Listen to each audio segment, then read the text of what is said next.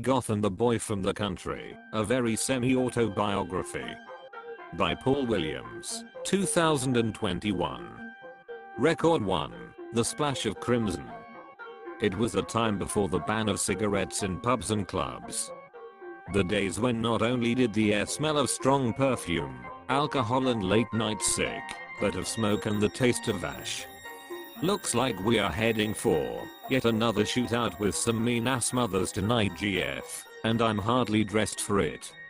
Reaching under the piano whose ivories I'd been tapping away at, and pulling out my 2 harness katanas.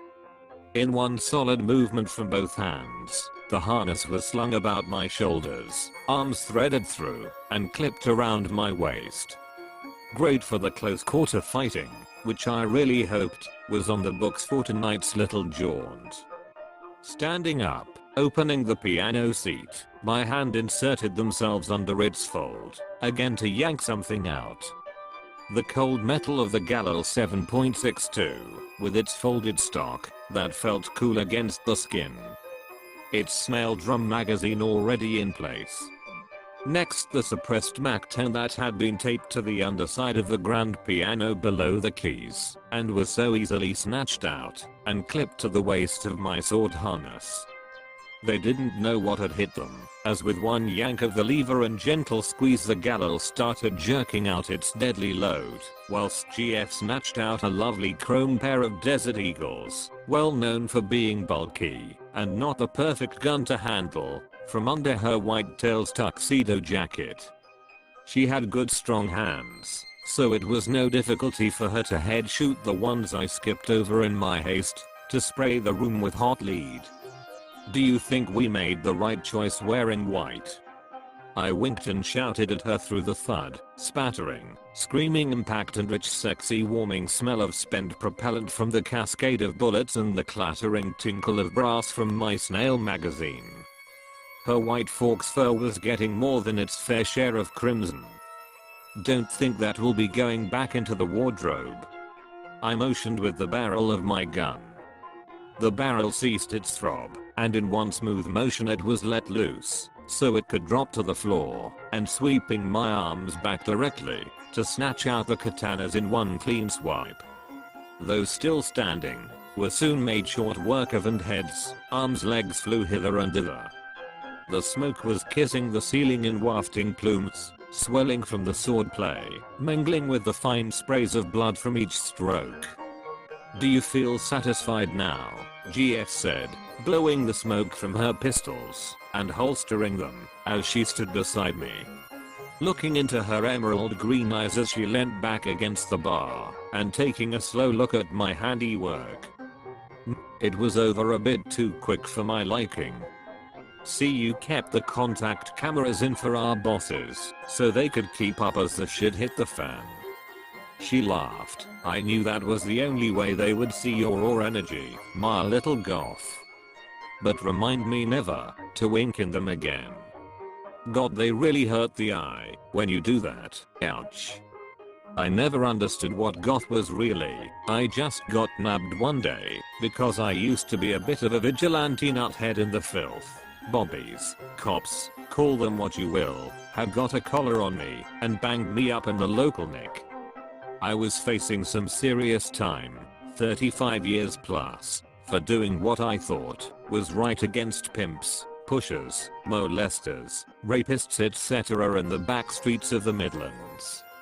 But the court case was played down, wasn't even covered in the media, even though I was given that, what I thought was, an overly extreme sentence. It makes you think, well, is that it? Is life over now? I did think it odd when the auburn-haired officer got in the back of the paddy wagon, and we sped off up the city streets and motorway to Long Marston Prison, only to rattle off downs and country roads and end up at a bleeding derelict aerodrome in the middle of sodding nowhere. That was the first time I set my eyes on my GF and partner in the back of that wagon. Look at us now 12 years later, a killing force for Goth doing the same sort of protecting the common people from the evil on the streets that I was getting banged up for, except getting paid and backed by the bigwigs in, well, I'm not sure where, Downing Street? though I don't know why I'm telling you this. Picking up two of the stools that had been knocked over as I sliced and diced the occupants, I patted the seat, sticky staining my finger, of one as I planted my ass on the other, for my GF to join me. Looking at the shaking bartender who'd had two minor accidents, but the smell from him couldn't drown out the sweet scent of iron, that intoxicating blood smell that made the room more nasally arousing.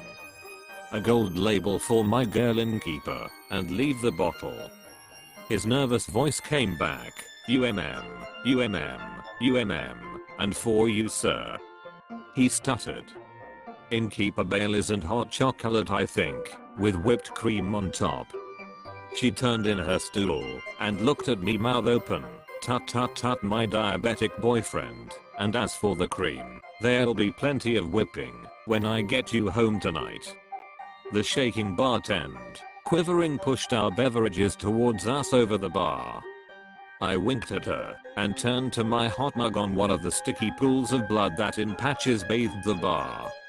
You'd best run along now you've sorted our drinks, as the cleaners will be here shortly, and they tend not to leave loose ends. All black ops, service chappies. Never seen anyone move as fast as he did trying to hold it together, hand on his mouth and hand on his ass trying to keep control of his bodily functions. Wasn't too long before the cleaners arrived in their little white plastic smocks and white well eyes, yellow marigolds, which were so much better than surgical whites or blues. We'd best make a move. Up the ramp, and out of the club we headed, nearly tripping over the acid-soaked corpse of the bartender. Guess he didn't quite make it, shame. He made a nice Baileys and hot chocolate. Wish they didn't use acid. Can be a bit smelly, and, okay no bullet holes, but still lingers in the air, and not as pleasant as the smell we leave behind us. Well I supposed each to their own. Stripping off and entering the freshly erected decontamination tent. There were line bins to stuff our clothing, and a shower tunnel with constant running water, soap, shampoo nozzles and terminating in a blast of hot air from four sides to dry us off, and then out over a small ridge, into a robing section. It did feel good to get the drying sticky blood off, that was matting our hair, and covering our face and hands, as well as the numerous patches clothing couldn't stop. Your place or mine?